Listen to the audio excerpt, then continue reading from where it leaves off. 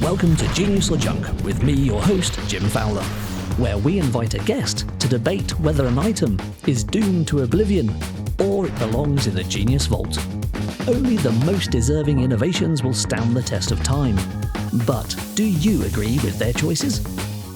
In today's episode, an attractive writing instrument and assisted technology that might be the harbinger of doom. These are the choices of today's guest, Ali King-Smith, founder of Clearworks Coaching. Ali, welcome to the show. Thanks, James. So, would you like to introduce yourself?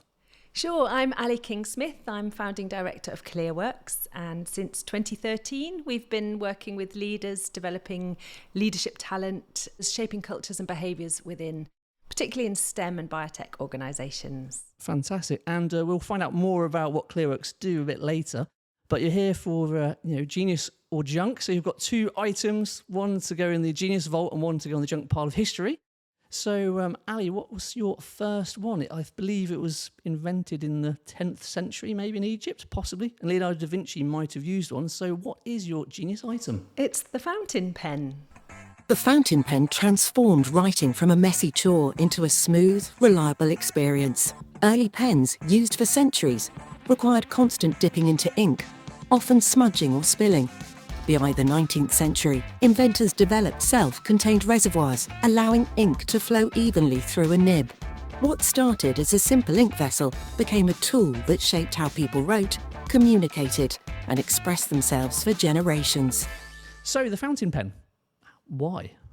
Well, I could start in so many different ways talking about the fountain pen. There's the science part and there's the heart part.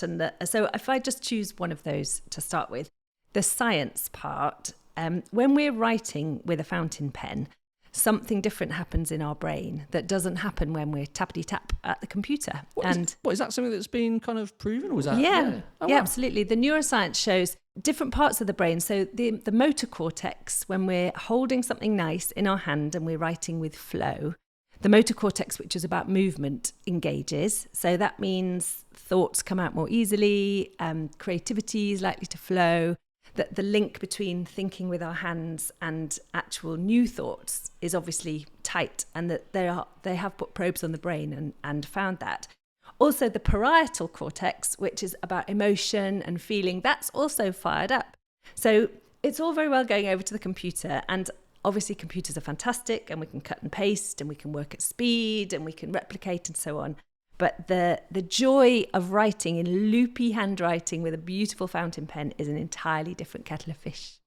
But do you need sort of nice writing first? I mean, personally, my handwriting is terrible. Would I still get the same kind of, firing in my brain if I'm still using a fountain pen, even if it's not beautiful sort of, flowing writing? Yeah, well, it's a good question. I haven't done the scientific research comparing a control group with horrible writing and great writing. I do know the people who really rave about fountain pens probably do like writing with them, and their writing is nice. Maybe there's a link between writing more often with fountain pen and getting lovely writing. So I would say, with a growth mindset, because I'm a coach, that probably if you wrote with a fountain pen more often, your writing would improve. So I don't know for sure.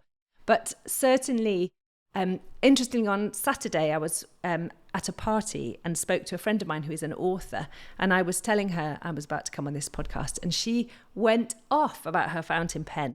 And the very process of writing her novel is reliant on the right fountain pen. And as she opens the lid and puts it on the paper, only then does she start to know what's going to come out for her story. It was absolutely fascinating. So the calibre of the writing, I don't think is the main thing. I think it's the link to the movement. So do you think does it make you feel maybe you're more invested in what you're doing? So I suppose if you're tapping away, it becomes a bit robotic, I guess. Whereas if not being too deep about it, but is it almost like a connection between you and the paper? 100%, yeah, and the ink as well. So yes, the idea, that's the heart part I was talking about. I don't know which part of that is science and which is heart, but engaging with a pen that you love, which signals to you, I am now starting a ritual which has significance, that already gears your work up to go well.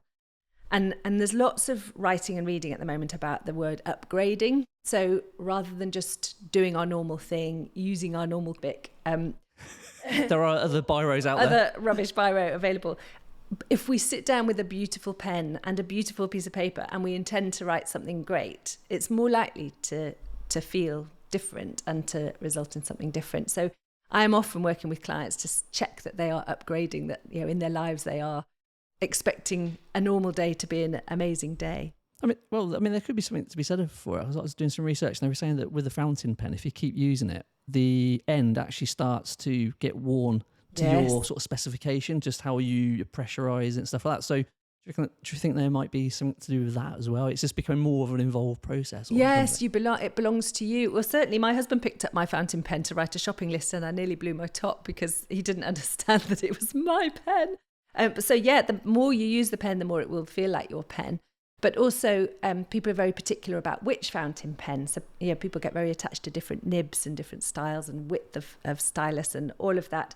But I think the knowledge that when we're writing with ink and it's flowing from a reservoir in it, that as well is supposed to link to flow of thoughts and creativity. Well, I suppose that kind of leads on to, and this is the $1 million question, do you know how a fountain pen works, Ali? Seeing as this is allegedly a kind of engineering podcast type thing, maybe technology, even though I don't know a lot. But anyway, have you got any idea? A little bit. So I'm not going to go too deeply into it because when you asked me about, went over my head. Yeah, you asked me about a technology podcast and I panicked that I don't want to be having imposter syndrome about being on too geeky a podcast. But I thought, no, I'm telling my clients all the time to be brave.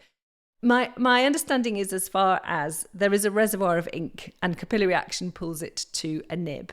I have looked at the history of the fountain pen back to a cut up quill that needed dipping in a pot of ink. And now there is quite a lot of controversy between whether or not you have a cartridge or you have a reservoir in your pen, and people are very particular about that. But again, back to the author on Saturday, she said something about writing a full reservoir until it's gone and then stopping to refill it from the pot gave her brain time to recover, to rethink and to go on to the next bit of creativity. And that is also interesting. So this is me cleverly getting off the question of how an ink pen works, but reminding us how the brain works. but also I'm thinking, how do you... how long does a pen last for? I mean, she must be like, must be... It's many pages. It's many, like 6 or 7 big pages of full script for an author. Yes, it's a good many size of A4. Well, that's crazy. Absolutely crazy. So we've spoken a bit about how it's almost like an extension of yourself. And also, I mean, with the whole capillary action and you literally are having ideas flow physically as well, in a sense, with the ink. So why else do you like the fountain pen? There's something else nostalgic about the fountain pen for me, where if I just pull out any old biro or pencil from my pencil case or from my bag, it's just a pen.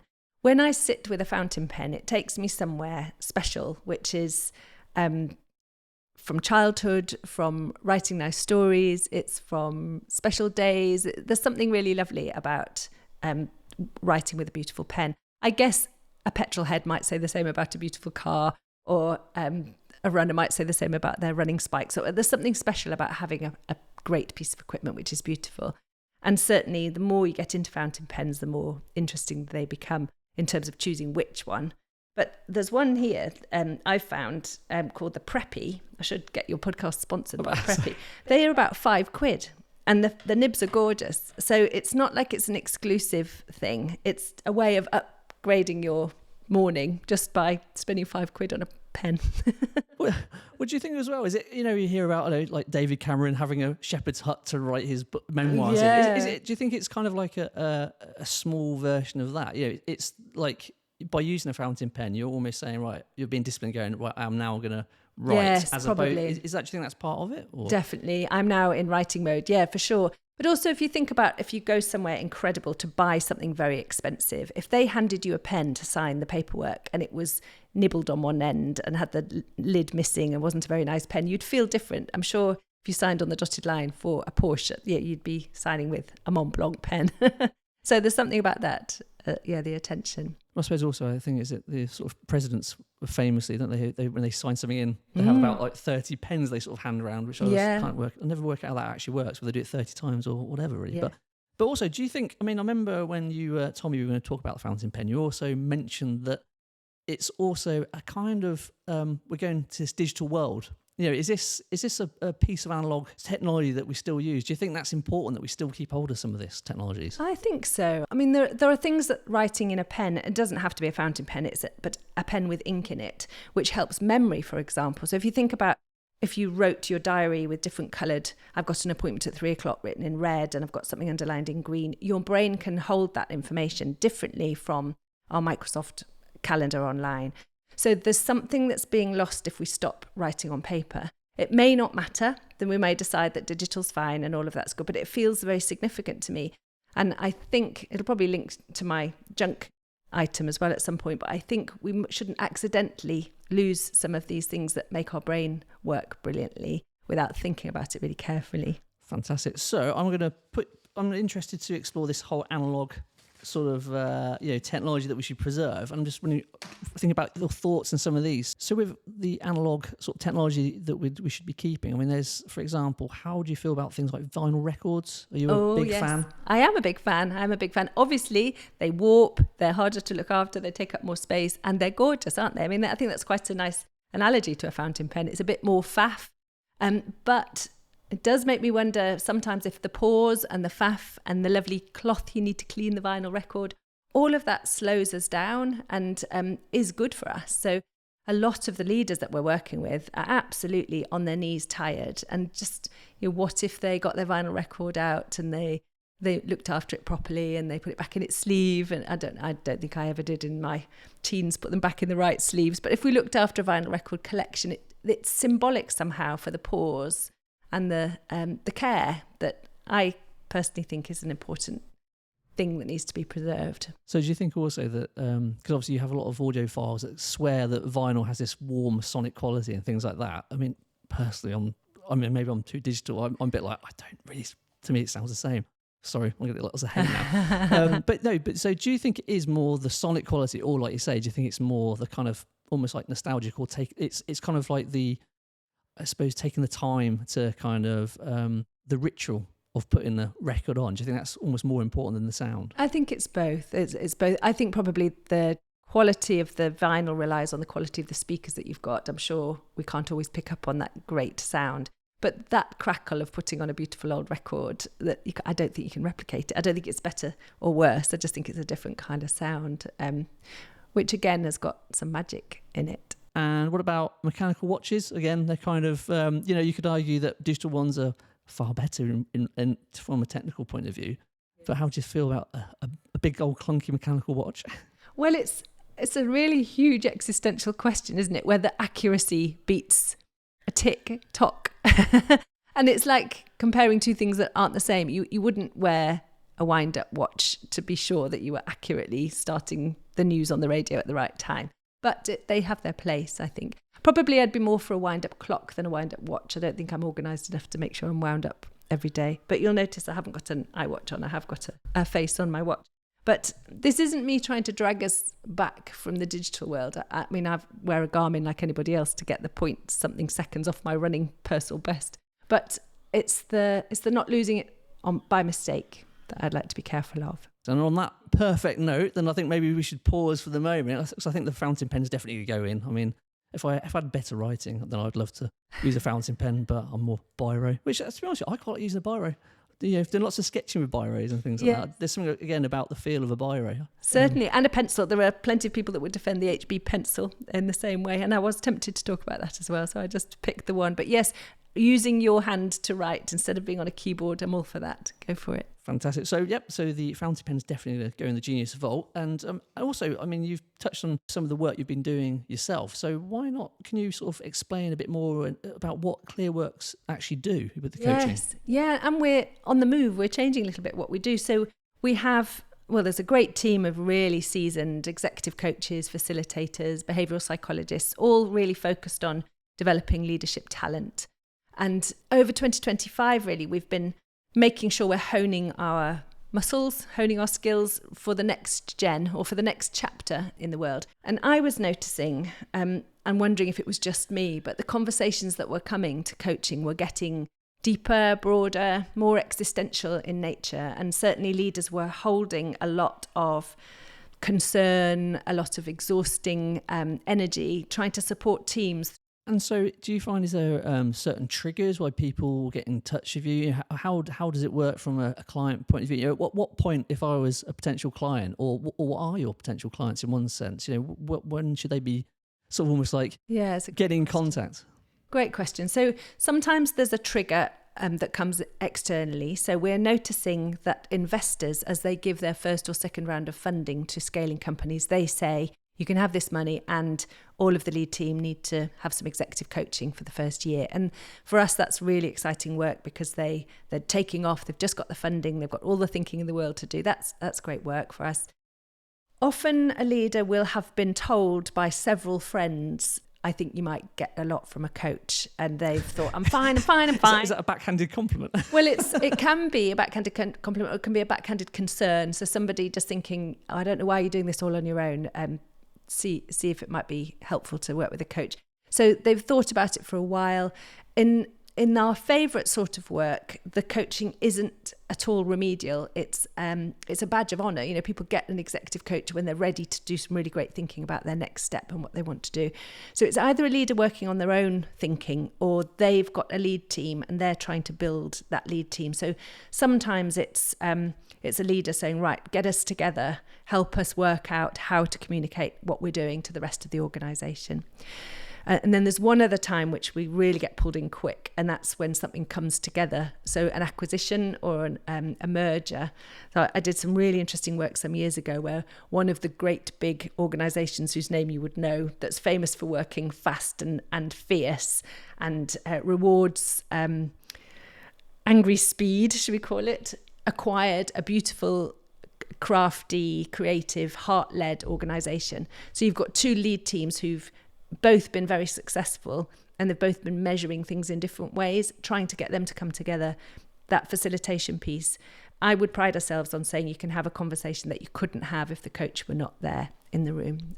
So we can help with that. Well, that's fascinating stuff. I can see why how long have you been doing it for now? I've been working in this world probably 2005-ish. 2013, I established ClearWorks in STEM and biotech because I could really see. I had this mission that every great scientist should have a great leader, because there were so many clever people but just not owning that leadership space in the same way. I was about to say, is that sometimes a bit of an issue? Because like say you have some ridiculously clever people but leadership is running an organisation, I suppose, and inventing, researching, developing, I guess, are completely two different dynamics in one sense. Yeah, they can be. I've been taught a lot by scientists about not being binary. So I think once early in my career I said creative or scientific, and I was really taken to task on it, quite rightly, that science is one of the most creative things that exists, and engineering are too, of course. I do think I meet a lot of people who have been measured across their whole career, from the first time they did the 11 plus, if that was still a thing, to GCSEs, degrees, by right or wrong, correct or incorrect. You know, that the science and the engineering degrees are factual, and then the nuance of why other people feel weird, and how we work with other humans is anathema to a lot of people, or they just haven't put their attention into it. So I don't go along with this idea that geeks can't be human. I do go along with how smart they are and how easy it is to help them just unlock another bit of their brain that they haven't really had to use before. And that's our goal, really, is to help people understand themselves well so they can then help other people do that. So, but you're here to talk about, your junk item. So something that irritates you that you want to place on the junk pile of history. Yes. And I think this one, I think there could be quite a lot of support for the reasons why, shall we say. So, Ali, what is your item for the junk pile of history? The item for the junk pile of history is the domestic electric gate. Domestic electric gates trace their roots back to the early 20th century, when electricity began powering homes and machinery. Initially, gates were heavy, cumbersome, or purely mechanical, offering little convenience. The advent of electric motors and remote controls transformed them. Over the decades, safety sensors, automation, and smart connectivity have made them more secure and intelligent. A bit of a niche item, but so the domestic electric gate. But I think there's some reasons behind it which are a lot more expansive. But over to you, why the domestic electric gate? Well, I had to choose one thing as the target of my horror, but it's my feeling that we're moving as humans to paying a fortune to have gym memberships and PTs and all of the things we want to keep our bodies in good shape. because we've invented a world where we don't have to move our bodies. And one of the representatives of that I could think of was the way we can push a button in our car to open a gate, if that's our will, rather than getting out of the car, pulling up a big metal bolt, pushing a heavy gate back and moving our muscles. What, it's raining? Well, then we get wet and we remember that rain is okay. Horror. It came to me some years ago, the first time I started to actually have any money, and I replaced my beloved Peugeot 205 with a car with power steering, and realised I could already notice the difference in my arm strength from moving to a posh car. And I started thinking, are we, the more money we have, are we moving our bodies less and less? And the answer, I think, is yes. But I would say, I had a VW Golf without power steering. This is a few years back. I remember when I sold it to like a second-hand dealer, they couldn't get over the fact that it didn't have power steering. And they were all having a go, going, God, Phil, this is awful. It's heavy. Yeah, I know, it's heavy. But human bodies are not designed to not move. So my background originally was physiotherapy. That's where I started my career. And so I still have this passion for healthy humans. I think that's why at Clearworks we talk about healthy, happy, high performance, because we sit for hours and then we get in our power steering cars and perhaps we go home on the tube and we stand on an escalator, which was designed to speed up our staircase use, but now everybody just stands still on. And we go back to our comfortable homes where nothing is heavy and nothing requires us to move, including remote controls. The world is built to make us turn into heart disease blobs patients. Yes, yes. Just sit there with one long finger to go blop. Yes, we just need to send a child to change the channel on the television instead of having the remote control. But if you remember the film WALL-E, takes us into the future where nobody can move, everybody's floating around on chairs. It's an extreme, but it's kind of indicative of what we're doing. Life is much easier than when we had to dig the garden, cut the hedge with clippers and not with a motorised machine. So when you're at the airport, and you've got to go down those gates that go on and on forever, and there's the powered walkway or the walkie one. Are you going down the walkie one or are you on the powered one? I am actually without the electric. I do walk, yes. And I don't mean it to sound like a pious, judgmental thing, because I can eat a bar of chocolate the same as anyone else can. But I do like moving and I feel better when I move. And certainly the age I am in my mid-50s, it's certainly better for my body to be moving. But I think if for leaders feeling like they're burning out, like they're not feeling good, just paying some attention to doing some of the very simple stuff, like parking a bit further away from the door, like not going on the escalator or running up the escalator if you can, thinking, when did I last actually jump? When did you jump your feet off the ground? Things like that are so important and so small. Heart disease is absolutely rampant, and we are getting worse with heart disease as a UK population. So it's significant. So with your physiotherapy hat on, because I was the other day reading about balancing on one leg. They're saying is a massive indicator for kind of almost how healthy you are. Yeah, probably longevity, I would think. Yes. So how long do we need to balance for? Just so I know. Well, I wouldn't like to recommend exactly. I think if everybody is thinking a bit longer than I currently do, that's the game, to just do a little bit more than we currently do, and walk a bit faster, try and get a sweat on, and not too extreme. So that's the other personality type we see, is the super successful leader who then wants to do a sub 2-hour half marathon, or they have to be timing their park run, or just take the digital off. Go for a fast walk. Don't get in the lift next time, walk up.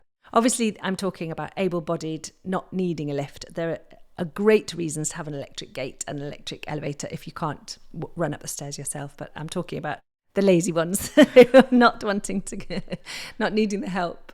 So I'm also going to, you've mentioned a few of these anyway. So I've got a list of, I might like my list, of technology that reduce physical effort. Things that are killing us. Yeah, maybe, possibly. So, I think let's go through a few of these I think you've already mentioned. So, power steering, that's a no-no. Or do you... I do have power steering, but I just do notice that it's easy, isn't it? So, I think I know where this one's going. So, electric lawnmowers, the little fellas you see flying around. Oh, the little robots. Yeah. Yes. Which actually are quite cute. They are cute. I do know one personally, actually. It has a name. And same would go. Of course, they're easier. They make life easier. But there's something lost, isn't there? I do remember my father going out sometimes after work, still in his shirt, moaning about needing to get the lawn mowed on a Friday night at the end of a working week. Didn't want to do it, would have loved a robot, but he got some physical exercise that people are now not getting. And we're all saying how stressed the world is becoming and how disconnected we feel, but we're not joining the dots to work out what could be causing that. And it's one of the things that makes me wonder is we're just slowly removing the times when we moved our bodies when we didn't really want to.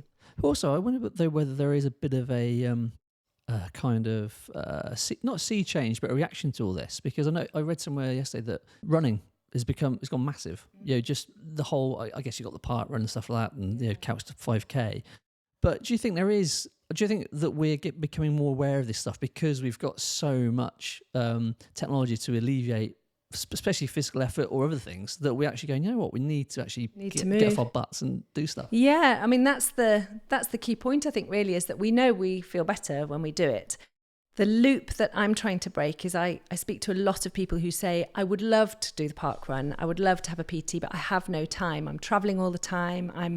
I just can't access that sport anymore. And they're therefore doing nothing because the natural stuff is stopping. So if you're listening to this and you feel, I think I'm giving myself a heart attack by the way I'm leading my life, that's the small stuff you can start to reintroduce. Just do it a bit more physically. Pretend it's 1975 and you haven't got all the kit and caboodle that you have now, and build it in that way. Because I know people are going and paying for an hour with a PT, but all the evidence from my physio head is it needs to be more consistent across your day. You need to be just moving your body more. Fantastic. Well, on that note, I think we can. I think the technology that's domestic electric gates is where we started on this. But so I think they can go in the junk pile of history. I'd be interested to see if people actually agree with us, because I'm sure a lot of people we had dishwashers, elevators, lifts, hydraulic lifts and hoists. But like I say, I think we just basically need to do more, I think so. I also had a further complaint from my husband. I talked to him last night. He's a postie. Oh, okay. And apparently the poshest, most electric gates have the worst boxes for parcels. So he said, if you're going to have your big posh electric gates, please could you put a box outside for the parcels for the postie? Well, that's a great way to end. So I definitely think so. The fountain pen, definitely in the Genius Vault, and electric domestic gates stroke basic technology that makes us sort of sit on our butts. That's definitely going in the junk pile of history. So Ali, thanks very much for taking part today. Thank you, James. It's been a pleasure. And it's a goodbye from me, and catch up with us very soon for more Genius and Junk. Goodbye. So, another 2 innovations are consigned to their fate. But do you agree? Genius or Junk is an Oski Films production, created by James Fowler and Jamie Loudon. Visit our website, www.oskifilms.co.uk, to find out how we can help you with all your video and podcasting needs.